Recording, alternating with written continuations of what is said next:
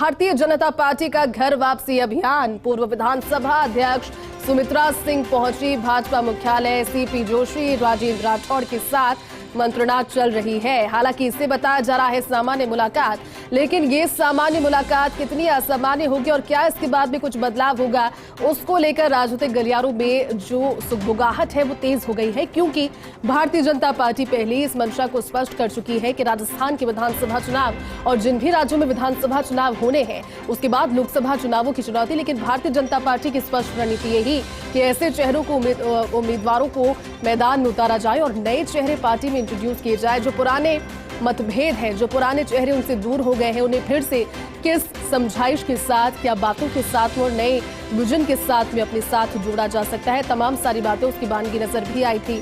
Bharatiya Janata party के घर वापसी अभियान के दौरान पूर्व विधानसभा अध्यक्ष सुमित्रा सिंह भारतीय जनता पार्टी के मुख्यालय पहुंची हुई हैं। सीपी जोशी, राजेंद्र राठौड़ के साथ उनकी मंत्रणा चल रही है।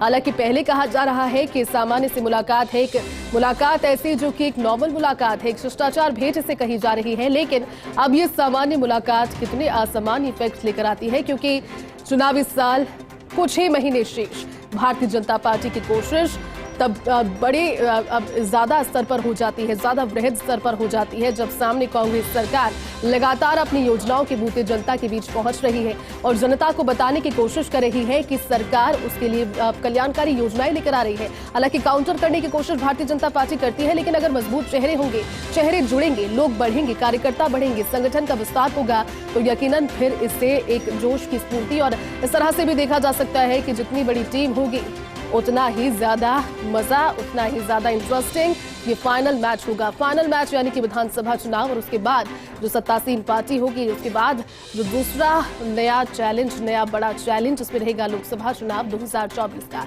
लेकिन भारतीय जनता पार्टी के घर वापसी अभियान, घर वापसी से इसलिए कह रहे हैं क्योंकि हाल ही में 4 सदस्यों ने भारतीय जनता पार्टी का दामन थाम लिया है। कुछ ऐसे हैं जिनका बैकग्राउंड परिवार से जुड़ा हुआ कांग्रेस का रहा, लेकिन अब जब भारतीय जनता पार्टी के चेहरे बन चुके हैं, सदस्य बन चुके हैं, साथ में मिल चुके हैं, साथी बन चुके हैं, तो भारतीय जनता पार्टी अब इस लीग को आगे बढ़ाना चाहती है। अब चाहती है कि जो एक फ्रीक्वेंसी पकड़ी है, एक जो लीग पकड़ी है, उस पर स्पष्ट रुख यही है कि नए चेहरे आए। और देखिए, कई अखबारों की सुर्खियों में आपने पढ़ा भी होगा कि आने वाले कुछ ही महीनों के अंदर बड़े चेहरे भी भारतीय जनता पार्टी राजस्थान के लिहाज से इंट्रोड्यूस कर सकती है। चौंकाने वाले नाम कुछ हो सकते हैं जो कि दामन छोड़कर भारतीय जनता पार्टी का चले गए थे, लेकिन अब फिर से घर वापसी कर रहे हैं। और घर वापसी अभियान के दौरान अब जब पूर्व विधानसभा अध्यक्ष सुमित्रा सिंह भारतीय जनता पार्टी के मुख्यालय पहुंची है, जहां पर प्रदेशाध्यक्ष सीपी जोशी है, नेता प्रतिपक्ष राजेंद्र राठौड़ ऑलरेडी है, उनके साथ मंत्रणा चल रही है। चलिए, हमारे साथ सहयोगी ऐश्वर्य प्रधान इस वक्त लाइव जुट गए हैं। ऐश्वर्य, भारतीय जनता पार्टी का घर वापसी अभियान स्पष्ट होता है सिर्फ नाम से ही कि घर वापसी से क्यों कहा जा रहा है। वो जो साथ छोड़कर चले गए थे या फिर जिन्हें शामिल किया जाना है, उन सभी नामों को लेकर सुगबुगाहट और कुछ ही महीनों में तस्वीर क्लियर भी हो जाएगी। लेकिन इसी बीच पूर्व विधानसभा अध्यक्ष सुमित्रा सिंह की एंट्री इसमें हुई है। भारतीय जनता पार्टी के मुख्यालय वो है, बैठक कर रही है, मंत्रणा कर रही है, क्या जानकारी? और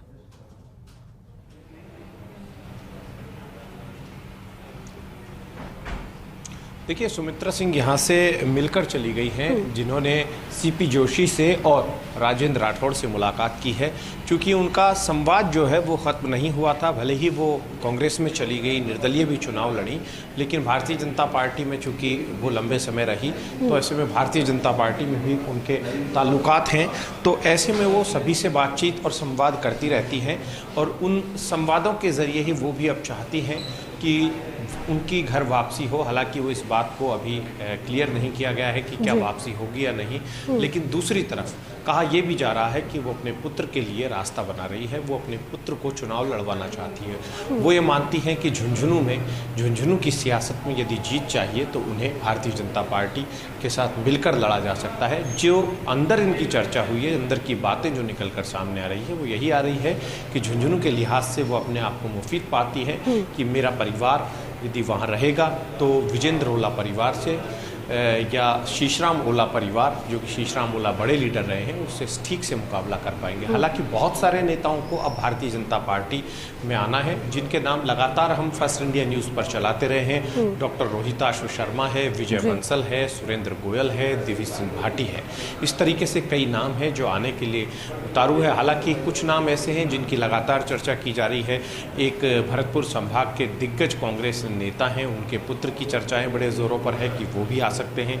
इस तरीके से कई लोगों का बीजेपी में आने की चर्चाएं हैं। लेकिन सुमित्रा सिंह की उम्र जो है वो 90 क्रॉस कर चुकी है, काफ़ी उम्र है, तो स्वाभाविक तौर पर वो चुनाव तो नहीं लड़ पाएंगी। और कहा जाता है कि 75 से ऊपर तो भारतीय जनता पार्टी कोई अपवाद स्वरूप ही होते हैं तो उन्हें टिकट देती है। तो ऐसे में ऑलरेडी बहुत सारे लीडर हैं जिनके 75 से पार उम्र है, तो यदि बहुत ज़्यादा आवश्यक हुआ तो 75 से पार उम्र के लोगों को टिकट दिया जाएगा। अन्यथा भारतीय जनता पार्टी युवाओं को ज़्यादा से ज़्यादा मौका देगी। लेकिन सुमित्रा सिंह के पास एक ऑप्शन है कि वो अपने पुत्र को वहाँ से चुनाव लड़ाए। झुंझुनू, बहुत सारी सीटें ऐसी हैं भारतीय जनता पार्टी में जिन्हें कैटेगराइज किया गया है, ए कैटेगरी, बी कैटेगरी और सी कैटेगरी। तो अगर कैटेगरी के लिहाज से देखा जाए तो सी कैटेगरी के लिहाज से झुंझुनू को माना जा सकता है भारतीय जनता पार्टी के लिए वो कमज़ोर सीट है। भारतीय जनता पार्टी के लिए वहाँ जीतना बहुत मुश्किल माना जाता है। जो आसानी से जीती जा सकती है उनमें भी कई सीटें हैं और जो कठिन हैं उनमें भी कई सीटें हैं।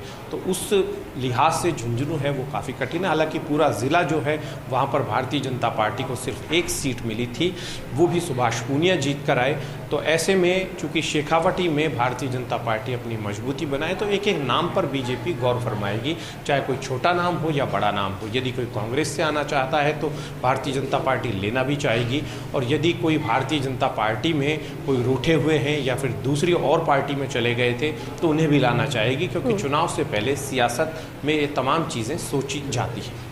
बिल्कुल ऐश्वर्या, ठीक कह रहे हैं आप, क्योंकि दबे शब्दों में ही सही लेकिन अपनी स्ट्रैटेजी कहीं ना कहीं भारतीय जनता पार्टी बता रही है कि आने वाले चुनावों में कितने आक्रामक मूड में नजर आएगी, सदस्यों को जोड़कर और कुनबे को बढ़ाकर। बहुत शुक्रिया पूरी जानकारी के लिए ऐश्वर्या, सारी जानकारी के लिए।